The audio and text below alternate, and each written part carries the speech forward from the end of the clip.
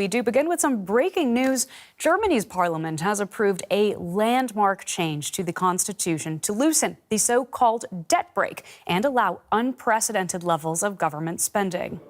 The lawmakers passed legislation that will ease debt limits and allow the government to massively boost spending on defense, civilian infrastructure, and climate programs. Chancellor-in-waiting Friedrich Merz and his Conservatives, as well as their likely coalition partners, the Social Democrats, supported the measure. But Merz had to rely on support from the Green Party to secure a two-thirds majority needed to change the constitution.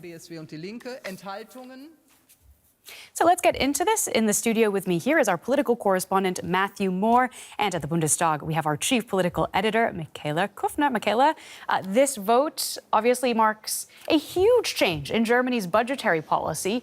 Put it in concrete terms for us. Exactly what is this going to mean for the future of the country? Well, first of all, it means this is the one bridge that Friedrich Merz needed to cross to actually become chancellor, to form a new coalition government. He's vowed to do this by Easter, and now he has the money to back up his words. And of words and promises, there were many.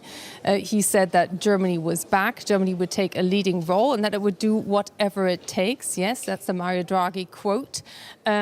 To bolster German and European defense. Now he has financial means to do this beyond 1% spending. Germany can now take on a sheer unlimited amount of debt in a departure from its debt brake in the constitution. So if the political will is there, he will always be able to act.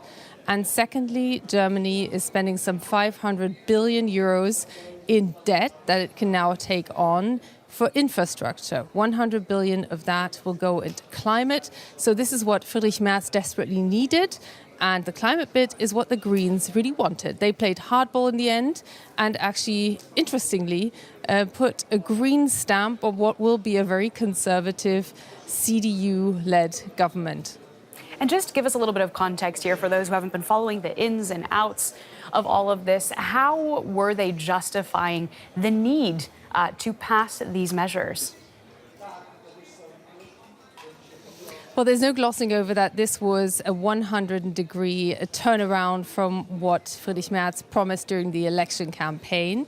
He got elected, his party won these elections on the promise of not touching the German debt brake.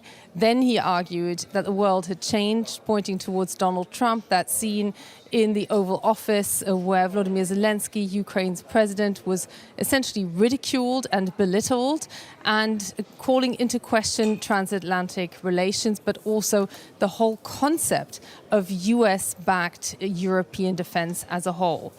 The Greens called his bluff there to a certain degree, arguing that they felt that this was a playbook, that this was something he planned to do all along. Interestingly, the polls doesn't show any change. People don't seem to care that terribly much that Friedrich Merz completely changed his tune there. And he argues it's a historic necessity. So do the Social Democrats of the current Chancellor Olaf Scholz, who are still running the government and who are saying, Boris Pistorius, the defense minister here in Parliament, said that this is a second Zeitenwende. It's a real turning point in European history.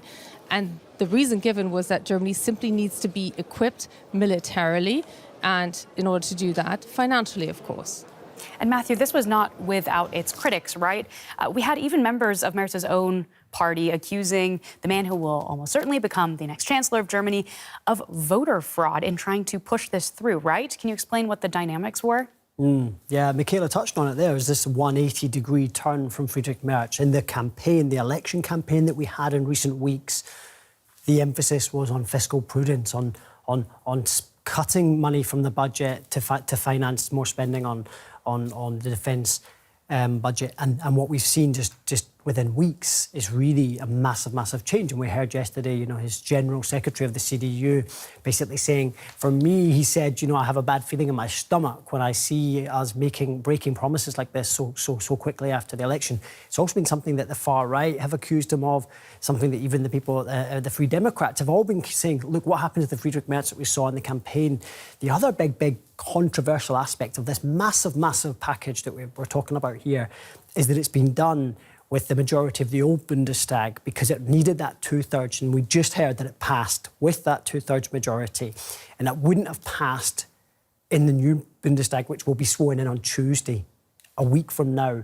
So there was a huge amount of pressure on them to get this done fast. That led to criticism from parties on the left and on the right who went to the Constitutional Court and said this is illegitimate, it's anti-democratic. So not the government that has just been elected in February's recent elections here, right? Well, they needed the votes of the Greens. So there are people who voted on this who will not be in the next Parliament. Some of them said, look, I'm really glad that this is my last act because we've rested on our laurels for too long in this country. And people need to see that we're taking their concerns seriously, not just on defence, but also on infrastructure. Huge sums of money being talked about here that will go into infrastructure. Will make a huge difference in Germany's future. I'm curious, though, whether, Matthew, whether this move by Friedrich Merz, whether, because of the dynamics you've just talked about there, this could actually frustrate people who see it as their voice not being heard and perhaps even play to the strengths of some of the more extremist, smaller parties. Well, that's the criticism that we've heard in the Parliament today. People saying that you're contributing to a loss of trust in politics when you say one thing to the voters in January, February, and then you say something completely different in March. But the question and the fact of the matter is that in the public polling, two-thirds of people want more spending on defence, they want more spending on infrastructure, and they're happy for the German government to borrow to do that. So Friedrich Merz is counting on him having the broader public mood behind him for his policies. And he's also probably counting on the fact that he will not be going to the polls again for another 4 years. So he's hoping that potentially over time they will see the benefits of this huge spending and that it will help to turn around not just the German defence forces, but also the German economy as a whole. Well, thank you so much. We have been speaking to DW's political correspondent Matthew Moore in the studio and DW's chief political editor Michaela Kufner at the German Bundestag.